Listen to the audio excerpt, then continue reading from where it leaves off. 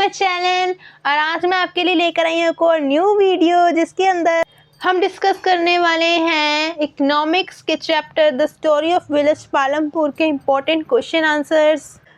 और दोस्तों, जिसने अभी तक ये चैप्टर नहीं पढ़ा है तो दोस्तों टेंशन मत लीजिए। आप इस वीडियो में जो मैं आपको क्वेश्चंस बताऊंगी 6, अगर आप वो भी करके जाएंगे तो डेफिनेटली आप इस चैप्टर में पास हो सकते हैं।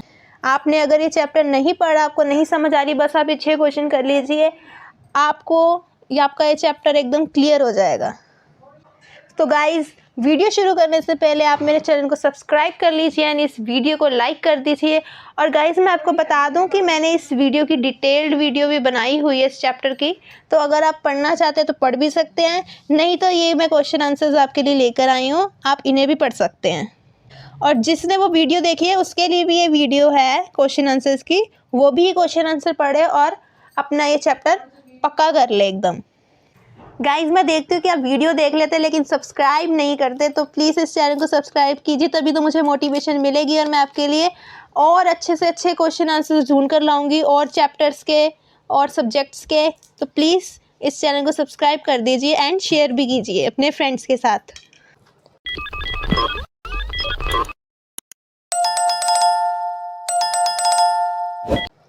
चलिए दोस्तों, करते हैं अपना first question discuss. Describe 3 features of small scale manufacturing as non farming activity in Palampur. इस क्वेश्चन में पूछा गया है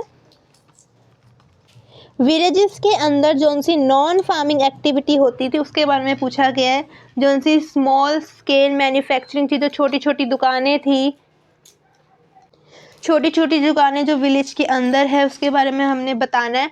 एग्रीकल्चर के अलावा वहाँ पर नॉन फार्मिंग एक्टिविटीज़ होती थी, वो कौन कौन सी थी, कैसी थी, उसके बारे में हमें थोड़ा बहुत बताना है।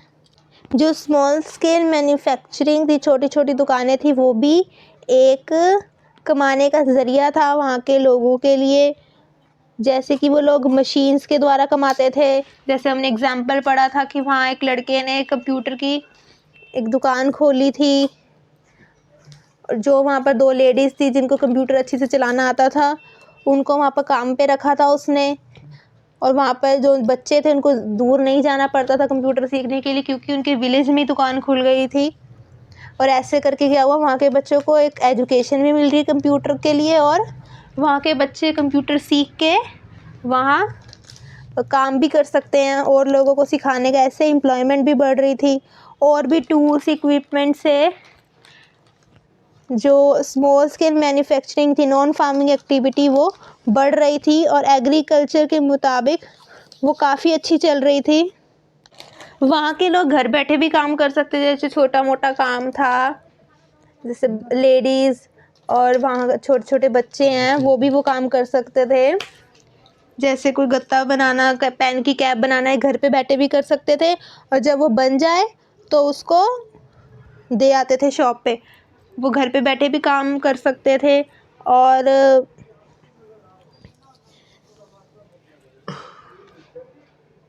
ऐसी छोटी छोटी चीज़ें बनाना और दूसरे विलेज में देकर आना, ये सब क्या स्मॉल स्केल मैन्युफैक्चरिंग एक्टिविटी है। नेक्स्ट क्वेश्चन देखिए, what is the aim of production, state any 4 requirements for production. Production का एम क्या है और प्रोडक्शन करने के लिए हमें कौन सी 4 ऐसी रिक्वायरमेंट्स है जो हमें चाहिए। दोस्तों, हमने चैप्टर के स्टार्टिंग में पढ़ा था, 4 प्रोडक्शन फैक्टर्स पढ़े थे हमने, फैक्टर ऑफ प्रोडक्शन, 4 हमारे फैक्टर ऑफ प्रोडक्शन है। कौन से? लैंड, लेबर, फिजिकल कैपिटल और लास्ट हमारी ह्यूमन कैपिटल। अगर ये 4 फैक्टर हमारे पास होंगे तभी हमारी प्रोडक्शन हो पाएगी। और वही इसमें डिटेल में बताया हुआ है। पहले लैंड के बारे में, फिर लेबर के बारे में डिटेल में बताया है, फिर physical capital and then human capital. जो लैंड है वो फिक्स्ड कैपिटल है, ना वो बढ़ सकती है ना वो कम हो सकती है, और ये बहुत इम्पॉर्टेंट फैक्टर है हमारे लिए। अगर लैंड होगी तभी हम उसके ऊपर कुछ बिल्डिंग बना पाएंगे और तभी उसके ऊपर हम काम कर पाएंगे। तो ये सबसे इम्पोर्टेंट फैक्टर है, लैंड होगी तभी आगे के फैक्टर हमें मिलेंगे।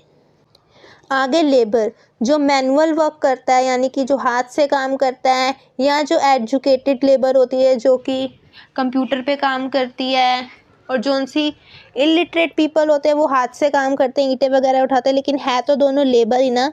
यानी कि जो मैनुअल काम करते हैं या जो उनसे अपनी स्किल से काम करते हैं, इनको हम एक तरह से लेबर ही कहते हैं। तो ये भी बहुत इम्पॉर्टेंट है, दोनों तरह की लेबर। जो उनसे हाथ से करने वाली लेबर है वो क्या बिल्डिंग बनाएगी हमारे लिए, और जो उनसी एजुकेटेड लेबर है, पढ़ी लिखी, वो उस बिल्डिंग में काम करेगी बिल्डिंग की प्रोग्रेस के लिए। नेक्स्ट है हमारा फिजिकल कैपिटल। फिजिकल कैपिटल में क्या होता है, रॉ मटेरियल्स होते हैं यानी कि कच्चा माल होता है, जैसे कि टूल्स, मशीन्स, ये सब होते हैं। इनको हम कन्वर्ट करते हैं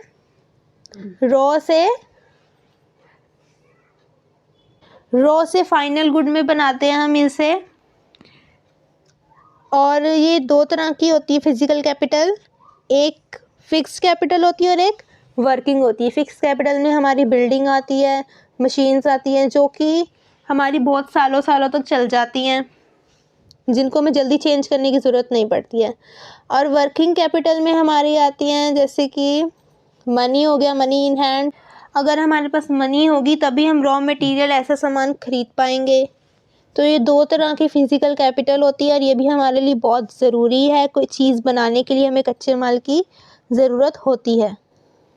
ह्यूमन कैपिटल के अंदर ह्यूमंस होते हैं, उनकी नॉलेज, स्किल, कैपेबिलिटी, इन सबको मिला के वो लैंड, लेबर और फिजिकल कैपिटल का, इसका यूज़ कौन करता है, ह्यूमन अपने दिमाग से करता है यूज़, अपनी नॉलेज से उस चीज़ को बना के एक प्रोडक्शन एक्टिविटी में लेकर आता है।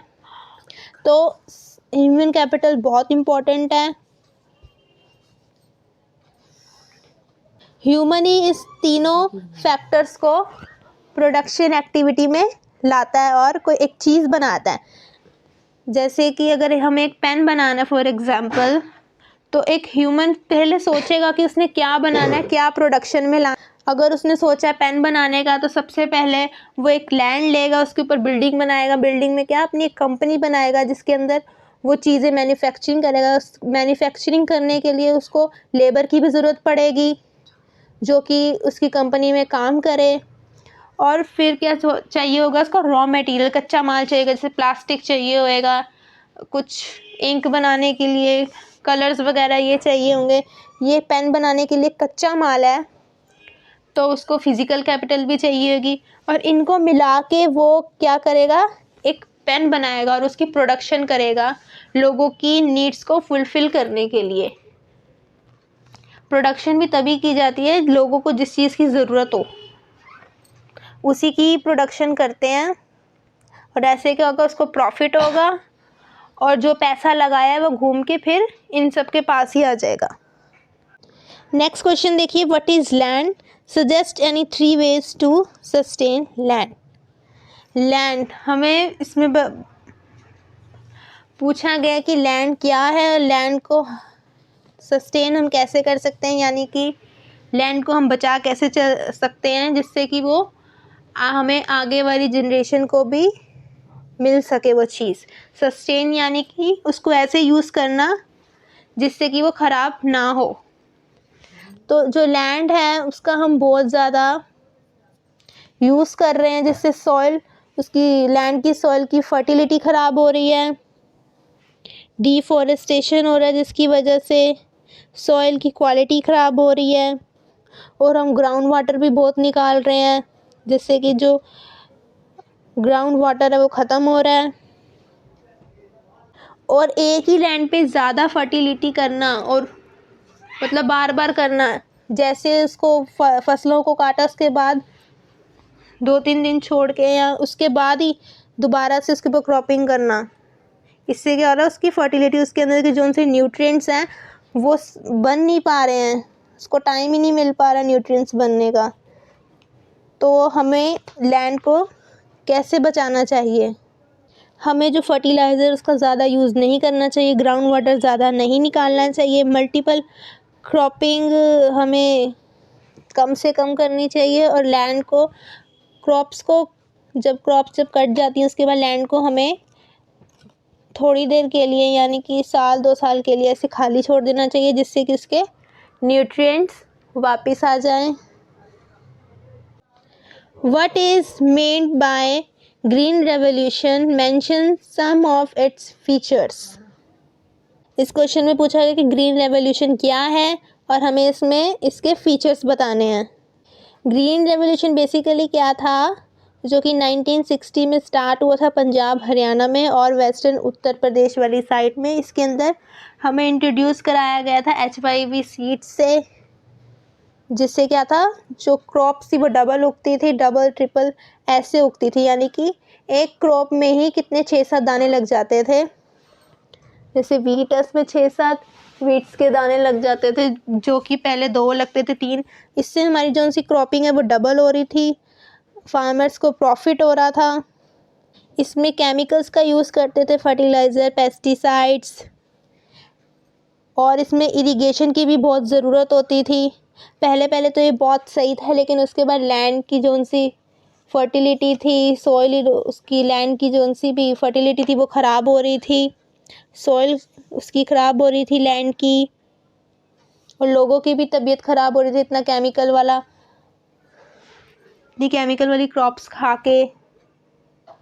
और जो सी HIV सीड्स थी वो महंगी भी थी, जो से स्मॉल फार्मर्स थे वो अफोर्ड नहीं कर पाते थे, लेकिन जो बड़े बड़े फार्मर्स थे वो कर सकते थे, जिससे क्या स्मॉल फार्मर और गरीब हो रहा था और बड़ा फार्मर जो सा था वो और अमीर का अमीर हो रहा था, जिससे उनके बीच में गैप रह रहा था। और इससे लोगों को बहुत ज़्यादा प्रॉफिट हुआ, फार्मर्स को, वो अपने लिए भी बचा पा रहे थे क्रॉप्स, और बाज़ारों में यानी कि मार्केट में भी वो बेच पा रहे थे, उनके पास इतनी क्रॉप बच जाती थी। बाकी आप रीड कीजिए इसके अंदर से, और आपको अगर इसकी PDF चाहिए तो मैं इसको डिस्क्रिप्शन में डाल दूँगी। चलिए आगे देखिए, explain 2 merits and 3 demerits of green revolution. यानी कि ग्रीन रेवोल्यूशन के हमें इसमें 3 मेरिट्स यानी कि अच्छाई बतानी है, और 3 हमें इसकी बुराई बतानी है कि इससे क्या फ़ायदे हैं और क्या नुकसान हुए। इससे क्या हुआ कि उनकी क्रॉप्स डबल होने लग गई, और जिसकी वजह से उनकी अर्निंग बढ़ने लग गई फार्मर्स की। वो अपने घर के लिए भी रख पा रहे थे क्रॉप्स, और मार्केट में भी कितनी सेल कर पा रहे थे।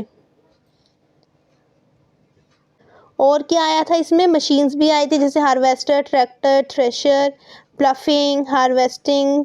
इससे क्या हो रहा था कि इन मशीनों की वजह से जो सी हार्वेस्टिंग, प्लफिंग, ये सब करना इजी हो गया था।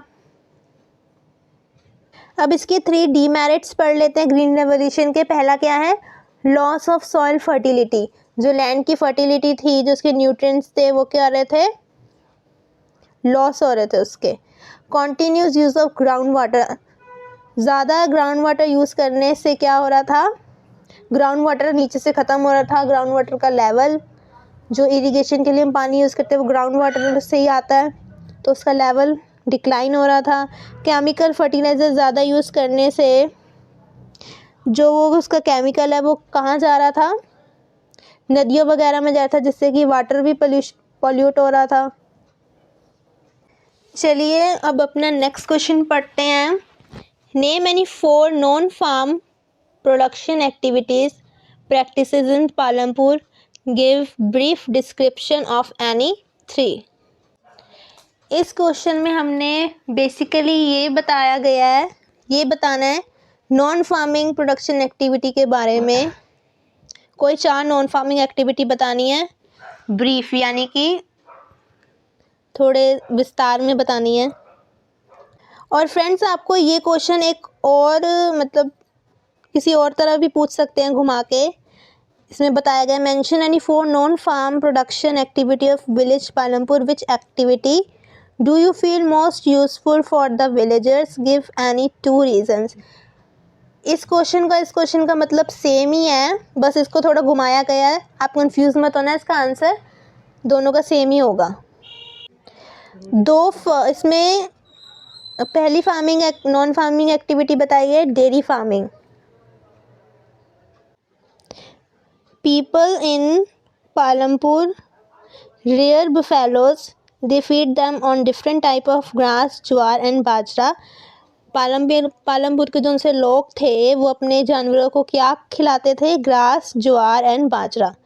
जो मिल्क यानी कि बफेलोस का, गायों का जो उनसा दूध था वो क्या था? नियर बाई विलेज, पास के विलेजेस में बेचते थे। और कुछ लोग ऐसे थे जो कि दूध को इकट्ठा करके उसको चिलिंग सेंटर यानी कि जहाँ पे दूध को ठंडा रखा जाता है जिससे वो ख़राब ना हो, तो उसको वहाँ रखते थे और मिल्क को ट्रांसपोर्ट करते थे सिटीज़ एंड टाउन्स में।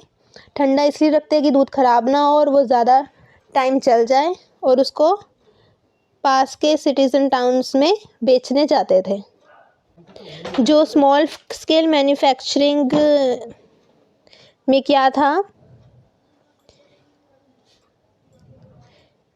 इसमें लोग अपनी फैमिलीज़ के मेंबर ही रखते थे काम करने के लिए, क्योंकि इसमें ज़्यादा काम होता ही नहीं था। कुछ लोग थे जो लेबर रखते थे स्मॉल स्केल मैन्युफैक्चरिंग के लिए, अदरवाइज़ क्या करते थे कि फैमिली मेंबर्स ही कर लेते थे। और आगे क्या है? शॉपकीपिंग। शॉपकीपिंग में क्या है? बेसिकली जो पालमपुर के शॉपकीपर्स थे वो क्या करते थे?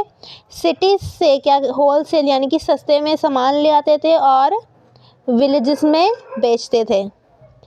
Small stores sell a wide range of, जो छोटे छोटे स्टोर्स है वो क्या? ज़्यादा वाइड यानी कि ज़्यादा रेंज में राइस, व्हीट, शुगर, ऑयल, ये क्लॉथ्स वगैरह बेचते थे।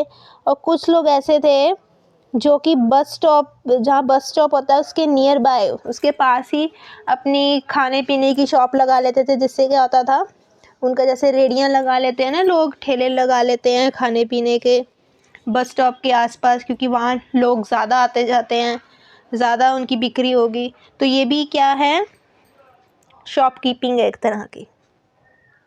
नेक्स्ट क्या है हमारा? ट्रांसपोर्ट। ट्रांसपोर्ट सेक्टर बहुत ज़्यादा विकसित हुआ है कुछ सालों में, बहुत चला है ये। जैसे कि ट्रांसपोर्ट में क्या क्या आता है?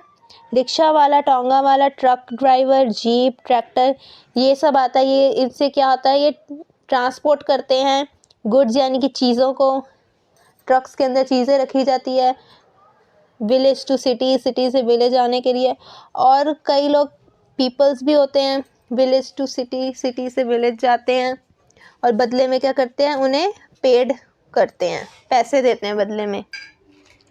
ट्रक में तो गुड्स वगैरह जाते हैं यहाँ से वहाँ, और रिक्शे में, जीप में, टोंगा में लोग जाते हैं सिटी से टाउन, टाउन से विलेज, और बदले में उनको पैसे देते हैं। आगे देखिए नेक्स्ट क्या है? सेल्फ एम्प्लॉयड यानी कि खुद का काम। जैसे कि मैंने आपको एग्जांपल दिया था कंप्यूटर ट्रेनिंग सेंटर का, कि हाँ एक लड़के ने खोली थी विलेज में कंप्यूटर ट्रेनिंग का सेंटर, जिसके अंदर कुछ जिन लोगों को आता था कंप्यूटर, तो उन लोगों को वहाँ सिखाने के लिए रख दिया। वो लोग एम्प्लॉय हो गए, वहाँ के एम्प्लॉयड हो गए, और बाकी लोग क्या वहाँ सीख रहे हैं, उनको ट्रेनिंग मिल रही है, जिससे कि वो भी कल को यहाँ पर सिखाने के लिए लग सकते हैं। विलेज में क्या क्या चीज़ें खोली थी? कंप्यूटर ट्रेनिंग सेंटर खोला, स्टिचिंग के लिए एक सेंटर खोला, जिससे कि उनको बहुत ज़्यादा प्रॉफिट हो रहा था, लोगों को दूर नहीं जाना पड़ रहा था, और उनके खुद के विलेज में उनको सीखने के लिए भी मिल रहा था, ट्रेनिंग मिल पा रही थी, जिससे क्या हो गया था? More and more people for better opportunity in life. जो सीख रहे थे उनका भी फ़ायदा था, जो सिखा रहे थे उनका भी फ़ायदा था। ये सारा क्या है? नॉन फार्मिंग एक्टिविटीज़ हैं कि हम एग्रीकल्चर के अलावा क्या क्या कर सकते हैं और इसमें कितना प्रॉफिट है। तो गाइज़ ये थे 6 इम्पॉर्टेंट क्वेश्चंस, आप इसको अच्छी तरह से कर लीजिए, और इसमें से देखना डेफिनेटली आपके पेपर में क्वेश्चंस आएंगे ही आएंगे। और इन सब क्वेश्चंस आंसर का मैं PDF नीचे डिस्क्रिप्शन में डाल दूँगी, आप वहाँ से चेकआउट कर सकते हैं। और आप मुझे कमेंट में नीचे बताइए कि मैं नेक्स्ट वीडियो किस पर लेकर आऊँ, किस चैप्टर के मैं इंपॉर्टेंट क्वेश्चन आंसर्स बताऊँ। आप मुझे प्लीज़ कमेंट में बताइए, मैं उसी चैप्टर के ऊपर बनाऊँगी वीडियो इंपॉर्टेंट क्वेश्चन आंसर्स की। चलिए गाइस, मैं मिलती हूँ आपको अपनी नेक्स्ट वीडियो में। तब तक के लिए आप मेरे चैनल को सब्सक्राइब कर दीजिए एंड इस वीडियो को लाइक कर दीजिए। Bye bye.